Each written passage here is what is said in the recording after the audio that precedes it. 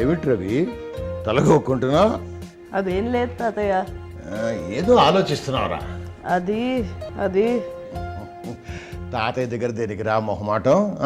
అదేం లేదు తాతయ్య. పర్లేదు చెప్పు. ఈరోజు మా స్కూల్లో తెలుగు మాస్టర్ కాలముల గురించి చెప్పారు తాతయ్య. చెప్తే మా మాస్టర్ గారు ఇచ్చే నోట్స్ సగం సగమే అర్థమవుతుంది తాతయ్య. అంతేనా? దానికోసం అంత దిగులుగా మొహం పెట్టాలా? నేను చెప్తాలే.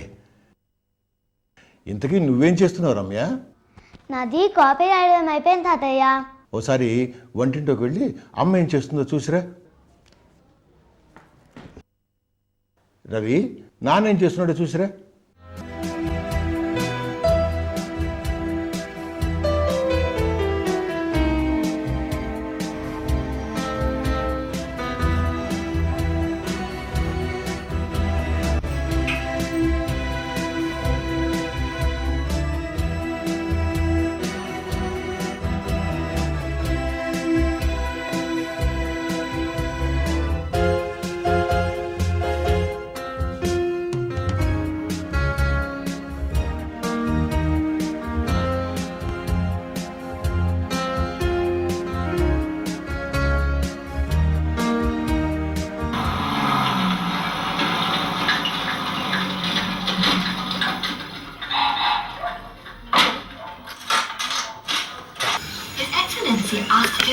To break up the temples and ship them to London.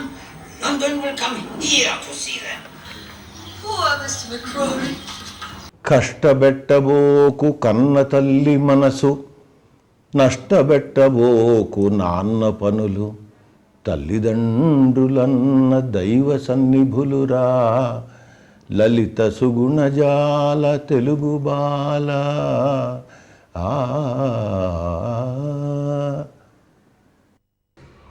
చూసొచ్చారా? చూసొచ్చాం తాతయ్య. రవి నాన్న ఏం చేస్తున్నాడు? నాన్న టీవీ చూస్తున్నాడు. రమ్య మరి అమ్మ ఏం చేస్తుంది? అమ్మ వంట వండుతుంది తాతయ్య. రవి విన్నావా? ఏంటి తాతయ్య? అమ్మ వంట చేస్తోందని చెల్లి, నాన్న టీవీ చూస్తున్నాడని నువ్వు చెప్పారు, అవునా? అవును తాతయ్య. అమ్మ వంట చేయడం పూర్తయిందా? కాలేదు తాతయ్య, ఇప్పుడు ఇంకా చేస్తూనే ఉంది.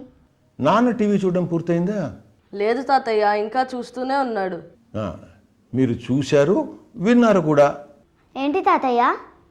అమ్మ వంట వండడం, నాన్న టీవీ చూడడం అనే పనులు జరుగుతూ ఉన్నాయి, అవునా?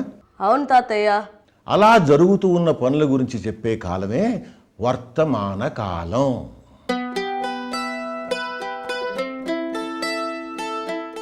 తాతయ్య నేను 5వ తరగతి చదువుతున్నాను. తాతయ్య నేను 4వ తరగతి చదువుతున్నాను.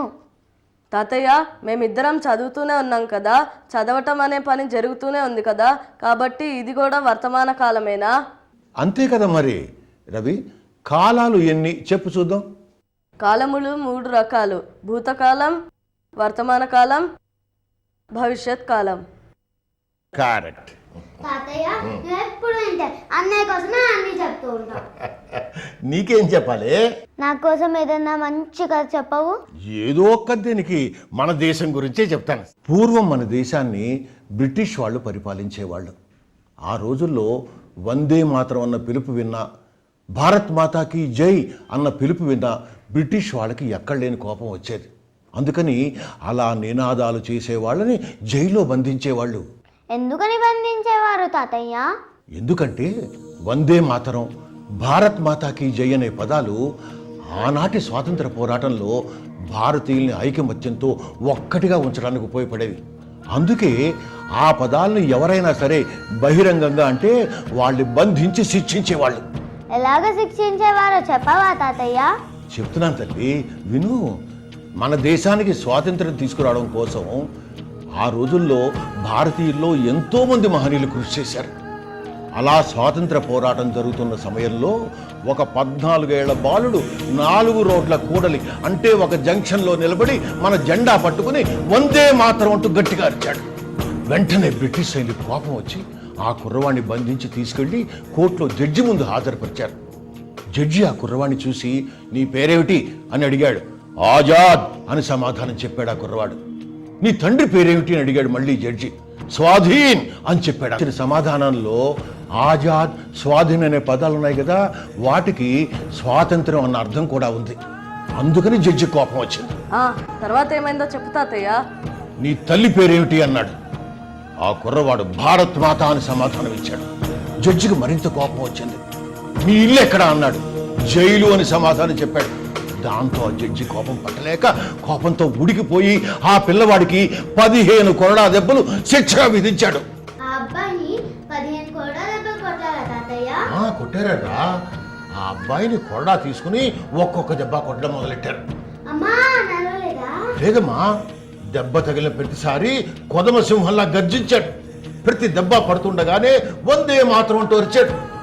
15 దెబ్బలకి 15 సార్లు వందే మాత్రం అని అన్నాడు కదా తాతయ్య. అంతేకాదురా, ఆ కొరడా దెబ్బలకి ఆ పిల్లవాడి శరీరం నుంచి రక్తం ధారలుగా కారిపోతున్నా ఆ పిల్లవాడు చెక్కు చెదరలా. ఆ మహనీయుడి పేరు చంద్రశేఖర్ ఆజాద్. ఆజాద్ చంద్రశేఖర్.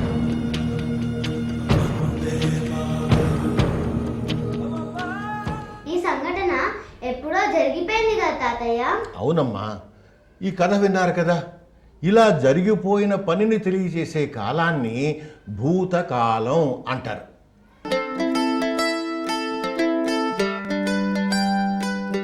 నాకు కథతో పాటు ఇంకొక కొత్త విషయం కూడా తెలిసింది తాతయ్య. ఏమిటది రవి? ఆజాద్ చంద్రశేఖర్ ఎప్పుడో జీవించి ఉండేవాడు. అప్పట్లో ఆయనకు 15 కొరడా దెబ్బలు శిక్షను విధించారు. అప్పట్లో ఆయన వందే మాత్రం అని అరిచాడు. ఇందులో నీకు అర్థమైన విషయం ఏమిటి? జీవించి ఉండడం, వందే మాత్రం అని అనవడం, శిక్షను అనుభవించడం వంటి పనులు ఎప్పుడో జరిగిపోయినవే కదా. కాబట్టి అలా జరిగిపోయిన పనులను గురించి చెప్పేదే భూతకాలం కదా. బాగా తెలుసుకున్నావురా రవి. ఈ కథను బట్టి నువ్వు ఏం నేర్చుకున్నావురా? నేను కూడా పెద్దయిన తర్వాత ఆజాద్ చంద్రశేఖర్ లాగా గొప్ప దేశభక్తుడిని అవుతాను. అమ్మో, దేశభక్తుడు ఏం చేస్తావు? మన దేశాన్ని శత్రువుల నుండి రక్షిస్తాను. ఎవడైనా కన్నెత్తి చూస్తే అస్సలు ఊరుకోను. తాతయ్య, అన్నయ్యనే కాదు, నేను కూడా ఈ దేశాని కోసం మంచి పనులు చేస్తాను. మంచి పనులు అంటే ఏం చేస్తావు? మంచి పనులు అంటే చదువు రాని వారికి చదువు నేర్పుతాను, చుట్టూ ఉన్న పరిసరాలని శుభ్రం చేస్తాను, లేని వారిని ఆదుకుంటాను. బాగుందమ్మా, చాలా బాగుంది. మీ ఇద్దరిని చూస్తుంటే నాకు చాలా సంతోషంగా ఉందిరా. తాతయ్య, మా మాస్టర్ గారు చెప్పిన నోట్స్లో ఇంకో కాలం ఉంది. నువ్వు చెల్లి చెప్పిన మాటల్లోనే ఆ కాలం దాగి ఉందరా. దాగి ఉందా? ఎలా తాతయ్య? ఎలా అంటే, దేశాన్ని రక్షిస్తాను అని నువ్వు అన్నావు. చెల్లేమో దేశం కోసం మంచి పనులు చేస్తాను అంది. అవునా? అవును తాతయ్య. మరి రవి, నువ్వు దేశాన్ని ఇప్పుడు రక్షిస్తున్నావా? లేదు తాతయ్య, పెద్దయ్యాక రక్షిస్తాను. మరి రమ్య, నువ్వు దేశం కోసం మంచి పనులు ఇప్పుడు చేస్తున్నావా? లేదు తాతయ్య, పెద్దయ్యాక చేస్తాను. అంటే ఎప్పుడో చేయబోయే పనుల గురించి మీరు ఇప్పుడు చెబుతున్నారు. అవునా? అవును తాతయ్య. అలా ఎప్పుడో చేయబోయే పనుల గురించి చెప్పే కాలాన్ని భవిష్యత్ కాలం అని అంటారా.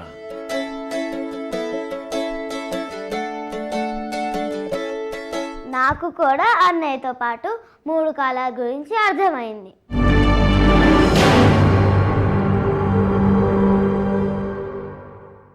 నాన్న టీవీ చూస్తున్నాడు. చూడటం అనే పని జరుగుతోంది కాబట్టి ఇది వర్తమాన కాలం. మరి భూతకాలంలో ఎలా చెప్తావు? నాన్న టీవీ చూశాడు. చూడటం అనే పని జరిగిపోయింది కాబట్టి ఇది భూతకాలం.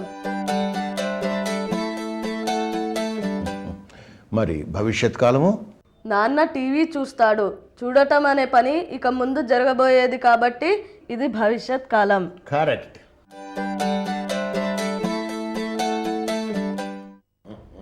ఏంటి నా గురించే మాట్లాడుకుంటున్నట్టున్నారు?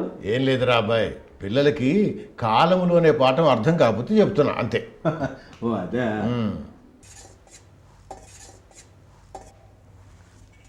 రవి, రమ్య, మీకు ఇష్టమని పాయసం చేస్తున్నాను. తొందరగా తీసుకురా అమ్మా. అవును, తొందరగా తీసుకురా అమ్మా. రమ్య, అమ్మ పాయసం తేవడం ఈ విషయాన్ని 3 కాలాల్లో చెప్పు చూస్తాను. అమ్మ పాయసం తెచ్చింది అనేది జరిగిపోయింది కాబట్టి ఇది భూతకాలం. కరెక్ట్.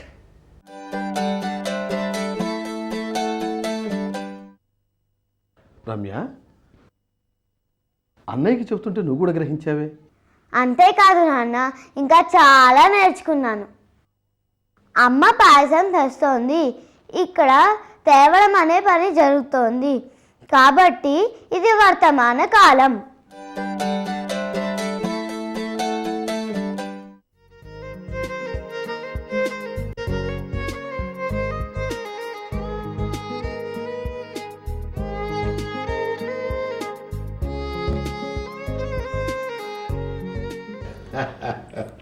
ఏమిటి అందరూ నా గురించే మాట్లాడుకుంటున్నట్టున్నారు? అవును, ఏమిటి పాయసం గారు నిజంగానే పాయసం తెచ్చావా?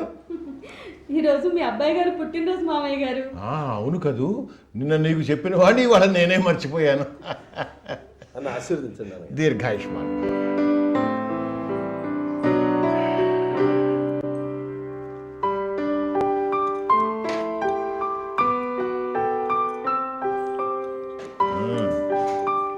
బాగా చేసావమ్మా.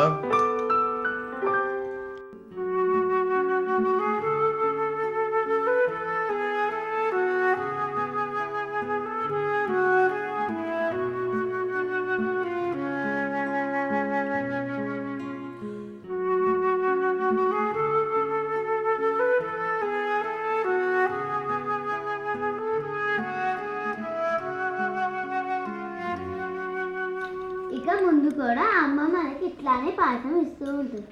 ఇది భవిష్యత్తు కాలం.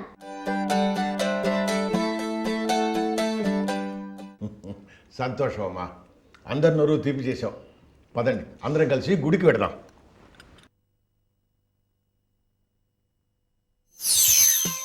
ముఖ్యాంశములు. కాలములు 3 రకములు: భూతకాలము, వర్తమాన కాలము, భవిష్యత్ కాలము. భూతకాలం జరిగిపోయిన కాలానికి సంబంధించిన పనిని తెలియజేయునది. వర్తమాన కాలం జరుగుతున్న కాలానికి సంబంధించిన పనిని తెలియజేయునది. భవిష్యత్ కాలం జరగబోయే కాలానికి సంబంధించిన పనుల గురించి తెలియజేయునది.